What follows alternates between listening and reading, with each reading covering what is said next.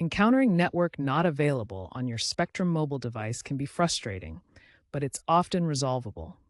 As a mobile virtual network operator using Verizon's network, Spectrum Mobile's connectivity can be affected by outages, SIM card issues, or APN settings. First, check for widespread outages using Spectrum's status page or down detector. If there's no widespread outage, power cycle your device. Then, remove and reinsert your SIM card.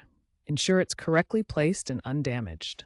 A faulty or improperly seated SIM can cause immediate network issues. If these quick fixes don't work, it's likely an APN configuration problem.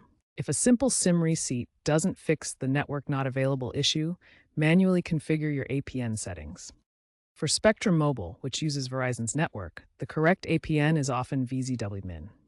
Go to your phone's settings, then Network and Internet, Mobile Network, Advanced, and Access Point names.